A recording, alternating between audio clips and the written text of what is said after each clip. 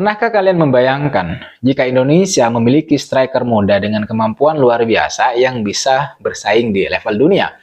Salah satu media lokal Belanda meramal jika seorang pemain naturalisasi yang kita miliki itu memiliki potensi untuk menjadi striker haus gol, terutama bagi timnas Indonesia, sehingga disebutkan kalau Indonesia tidak perlu lagi mencari striker baru. Simak cerita lengkapnya di video kali ini dan temukan potensi luar biasa yang bisa membawa timnas Indonesia ke level yang lebih tinggi. Teman-teman sekalian, seorang striker atau salah satu striker blasteran timnas Indonesia digadang-gadang bakal bersinar di masa depan menurut analisa dari media asal Belanda yang saya kutip dari situs tv1news.com. Pemain ini sebenarnya tidak pernah bermain di bawah arahan pelatih Shin Tae-yong sebagai pelatih kepala timnas Indonesia. Tapi media asal Belanda tersebut memprediksi atau lebih tepatnya meramal kalau pemain ini bakalan bersinar, terutama bersama timnas Indonesia. Diramal bakal menjadi striker andalan timnas Indonesia di masa depan. Seperti yang kita ketahui teman-teman sekalian bahwa pelatih Shin Tae-yong tampaknya masih belum puas dengan komposisi pemain yang berposisi di lini serang yang dimiliki oleh timnas Indonesia. Tercatat hanya Rafael Strijk, Ramadhan Sananta, kemudian Hoki Caraka yang sampai sekarang itu sering dipanggil oleh Shin Tae-yong ke timnas Indonesia senior.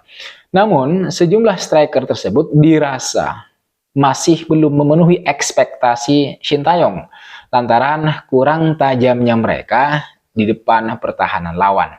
Dan itu menurut saya bukan hanya perasaan Shin Tae-yong saja gitu ya, bukan hanya perasaan dan opini Shin Tae-yong saja, melainkan juga pikiran kita semua. Saya yakin seperti itu karena menurut saya pribadi, striker-striker milik kita saat ini mau tidak mau harus kita akui teman-teman masih kurang tajam. Rafael Strijk yang tidak pernah absen dipanggil oleh Shin Tae-yong baru menciptakan 1 gol untuk timnas senior. Hoki Caraka meskipun kerap dipanggil tapi dia jarang sekali untuk diturunkan atau dimainkan. Ramadhan Sananta juga sama. Dia kerap menghuni bangku cadangan. Praktis memang hanya Rafael Strijk yang selalu dimainkan, yang selalu diturunkan oleh Shin Tae-yong di lini serang timnas kita, timnas Indonesia, misalnya selama perjalanan kualifikasi. Itu pun juga masih belum sesuai ekspektasi karena masih belum tajam ya. Rafael Strijk itu ya masih belum produktif di depan gawang lawan. Terakhir saat timnas Indonesia melawan timnas Arab Saudi di lanjutan putaran ketiga kualifikasi Piala Dunia 2026 zona Asia yang berlangsung 19 November kemarin, Rafael Strijk hanya memiliki 1 peluang bersih di depan gawang. Tapi sayang tendangan kaki kirinya masih dihalau oleh kiper Arab Saudi. Tapi teman-teman, meskipun demikian, kita harus mengakui bahwa tujuan Rafael Strijk selalu diturunkan, alias selalu dimainkan, itu bukan hanya untuk mencetak gol, melainkan juga untuk merusak formasi pertahanan lawan. Ketika Marcelino Ferdinand mencetak 2 gol ke gawang Arab Saudi, teman-teman sekalian, 2 gol tersebut itu tidak terlepas dari peran penting Rafael Strijk yang berhasil menarik para pemain bertahan timnas Arab Saudi untuk memepet atau menjaga dirinya sehingga Marcelino itu memiliki ruang yang bebas untuk menembak dan kemudian menciptakan gol. Akan tetapi itu saja tidak cukup menurut saya gitu ya. Karena seorang striker juga harus memiliki insting yang tajam untuk mencetak gol. Dan itu belum dimiliki oleh para striker timnas Indonesia saat ini. Itulah alasan kenapa kemudian PSSI dan kemudian Shin Tae-yong masih sibuk berburu striker keturunan untuk timnas Indonesia. Beberapa minggu yang lalu teman-teman sekalian, setelah pertandingan melawan Jepang, Pak Erick Thohir itu sudah bersalaman dengan Ole Romeni, salah satu striker yang memang sudah lama menjadi impian timnas kita, timnas Indonesia. Tapi 1 tambahan pemain naturalisasi yang posisinya sebagai striker itu masih belum cukup. Bahkan Pak Erick Thohir mengatakan bahwa PSSI masih menargetkan atau bakal mencari pemain lain yang posisinya sebagai striker. Jadi nggak fokus pada oleh Romeni saja. Ini menunjukkan betapa pentingnya posisi striker dan betapa saat ini Indonesia memang masih belum memiliki sosok striker yang kita inginkan, yang predator di gawang lawan. Memang kita sudah memproses naturalisasi oleh Romeni dan itu artinya kita masih belum tahu sejauh mana oleh Romeni nanti bisa beradaptasi dengan cepat dan menunjukkan kelasnya, menunjukkan kualitasnya sebagai seorang striker bagi timnas Indonesia. Selain oleh Romeni, tentu ada beberapa pemain lain yang posisinya juga sebagai striker yang juga dirumorkan bakal dinaturalisasi. Seperti misalnya nama Mauro Zylstra dan kemudian Miliano Jonathan. Tapi di sisi yang lain, terlepas dari nama-nama yang saya bahas, yang saya sebutkan barusan teman-teman, media asal Belanda, Hakland dan Football tiba-tiba merilis sebuah artikel yang menyebutkan kalau timnas Indonesia tidak perlu mencari striker baru lagi. Karena katanya, kata media tersebut, skuad Merah Putih itu sudah memiliki striker potensial yang diramal bakal bersinar di masa depan. Seorang striker muda yang diramal oleh media tersebut adalah Jens Raven, seorang pemain muda yang belum pernah Shin Tae-yong panggil ke timnas senior. Bahkan meskipun pemain tersebut itu cukup bersinar di Piala AFF U19. Oleh media tersebut, Jens Raven diramal bakal menjadi solusi atas kebuntuan timnas Indonesia untuk lini depan yang selama ini memang dicari solusinya oleh Shin Tae-yong. Kita tahu semua bahwa Jens Raven adalah pemain naturalisasi timnas Indonesia yang memiliki garis keturunan Indonesia dari neneknya, yaitu Willy Maudy Baumgarten yang lahir di Yogyakarta.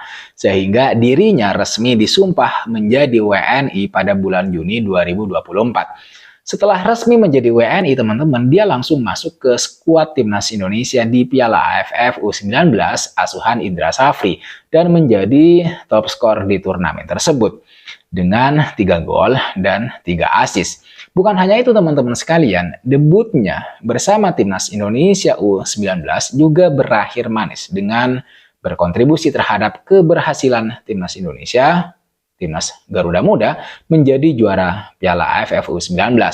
Meskipun demikian teman-teman, nyatanya performa impresif Jens Raven bersama timnas U19 belum membuat Shin Tae-yong tertarik untuk menarik dirinya dipromosikan bersama timnas senior.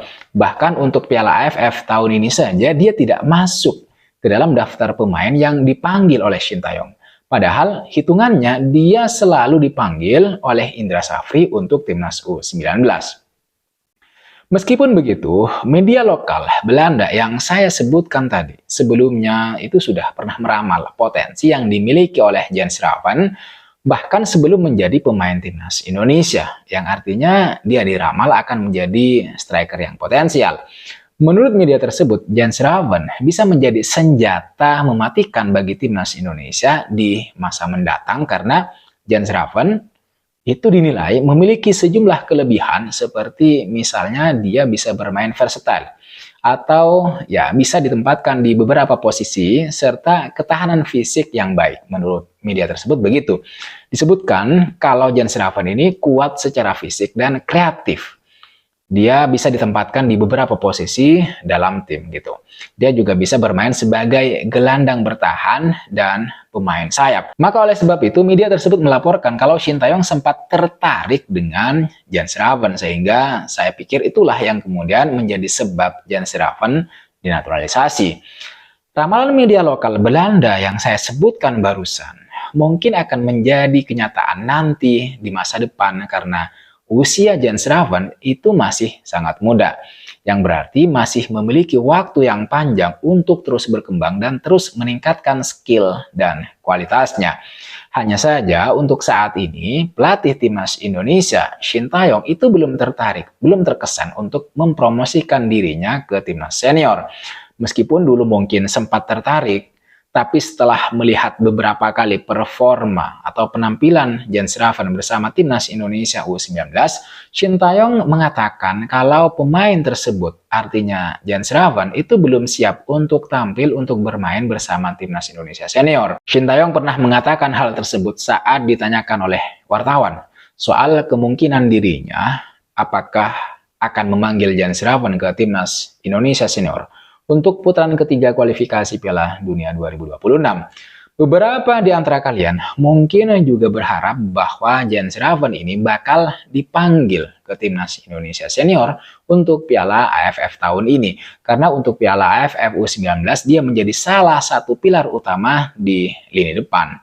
Tapi ternyata Jens Raven tidak masuk ke dalam 33 nama awal yang dipanggil oleh Shin Taeyong ke pemusatan latihan yang ada di Bali. Shin Taeyong lebih memilih untuk memanggil Hoki Caraka, kemudian Rafael Strijk, Ronaldo Kuateh, dan Arkan Kaka untuk posisi lini serang. Sekali lagi, menurut saya apa yang diramalkan oleh media lokal Belanda tadi mungkin akan menjadi kenyataan nanti di masa depan, tidak hari ini. Karena untuk saat ini Jens Raven belum menarik perhatian, belum menarik minat Shin Taeyong. Apalagi saat ini di kualifikasi Piala Dunia Timnas bakalan kedatangan Ole Romeni teman-teman. Yang berarti persaingan di pos lini depan itu akan semakin sulit, akan semakin kompetitif. Apalagi PSSI masih menargetkan bakalan menaturalisasi pemain tambahan untuk posisi striker. Dan kita lihat saja nanti siapa striker yang bakal bersinar bersama Timnas Indonesia. Oke teman-teman sekalian, saya kira itu yang bisa saya share ke kalian semua. Jika kalian setuju dengan prediksi media lokal Belanda tersebut dan yakin bahwa pemain ini Jens Raven bakal jadi masa depan Timnas Indonesia, atau mungkin sebaliknya kalian tidak setuju dengan prediksi media tersebut dan kalian punya pandangan lain soal striker yang bakal bersinar di masa depan untuk Timnas Indonesia, jangan lupa kalian like dan tinggalkan komentar kalian tentang pendapat kalian. Saya pengen tahu gitu, apakah kalian juga percaya Jens Raven bakal menjadi striker house goal yang dibutuhkan oleh Indonesia atau tidak? Terima kasih, jangan lupa like, komen, dan subscribe, nyalakan notifnya. I'll see you in the next video.